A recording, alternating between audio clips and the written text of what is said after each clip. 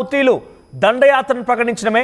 గతంలో కూడా గాజాని, పలిస్తానీ, హమాస్ని కొంత మద్దతుగా నిలుస్తూ హౌతీలు రెడ్ సీలో అమెరికాకు సంబంధించినటువంటి ఆ షిప్ని కాల్ చేశారు. ఈ నేపథ్యంలో అప్పటి నుంచి కూడా అగ్గితో రగిలిపోతోంది అమెరికా.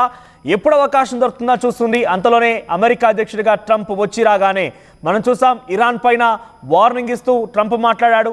ఆ తర్వాత తమ ఖైదీని విడుదల చేయాలన్నట్టుగా హమాస్ కూడా వార్నింగ్ ఇచ్చాడు.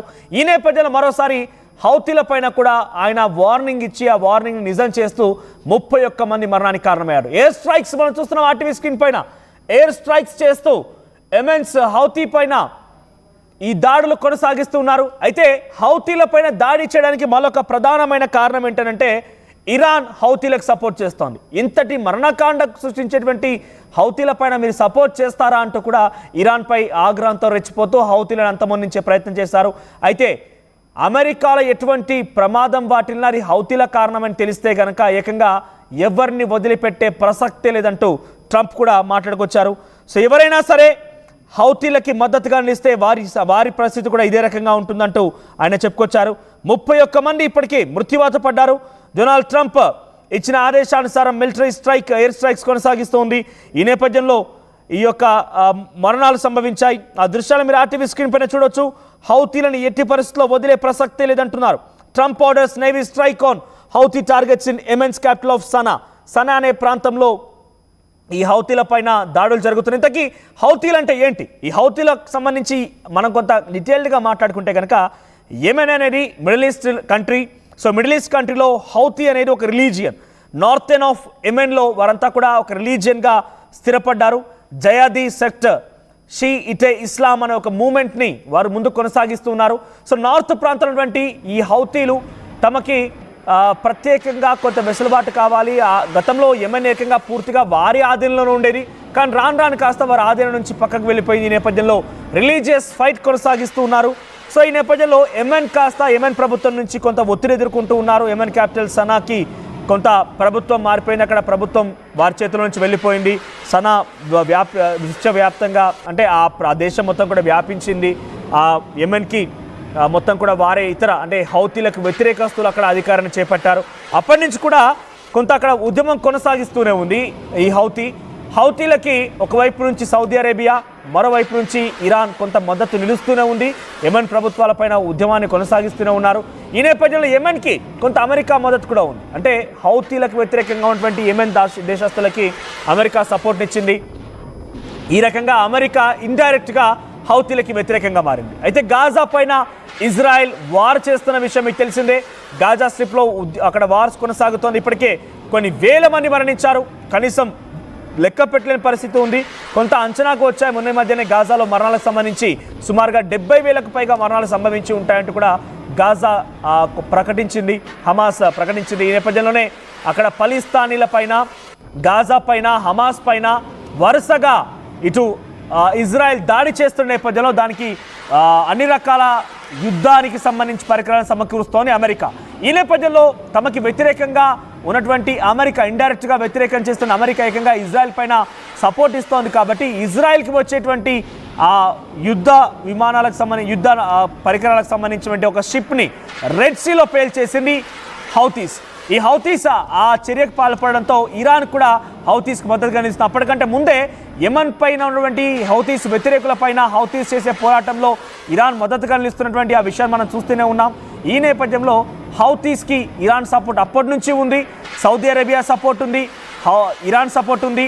ఇక పలిస్తానీ, హమాస్, గాజాల పైన అమెరికా ఇస్తున్నటువంటి ఆ యుద్ధ పరికరాలతో ఇజ్రాయెల్ దాడి చేస్తూ ఉంటే వాటిని అడ్డుకునే క్రమంలో భాగంగా ఇజ్రాయెల్కి వ్యతిరేకంగా హౌతీ నిలబడింది. ఏకంగా రెడ్ సీలో వచ్చినటువంటి షిప్ని పేల్చేసింది.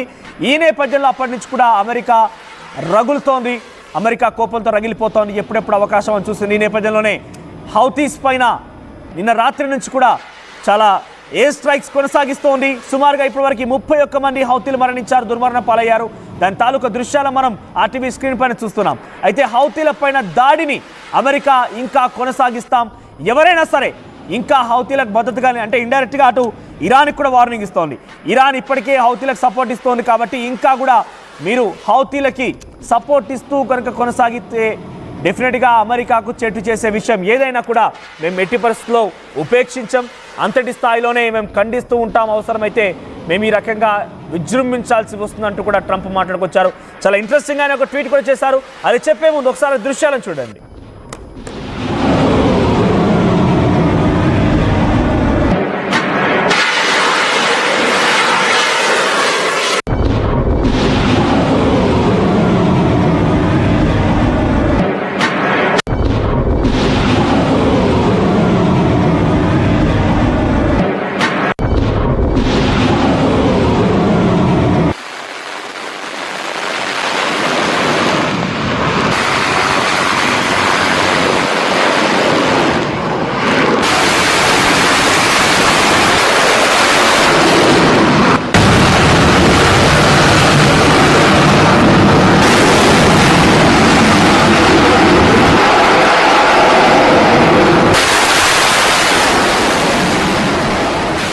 అయితే హౌతీల పైన దాడి తర్వాత సామాజిక మాధ్యమాల్లో ట్రంప్ ఒక వ్యాఖ్య చేశారంటూ వైరల్గా మారింది. అదేమంటున్నారంటే, your time is up and your attacks must stop starting today.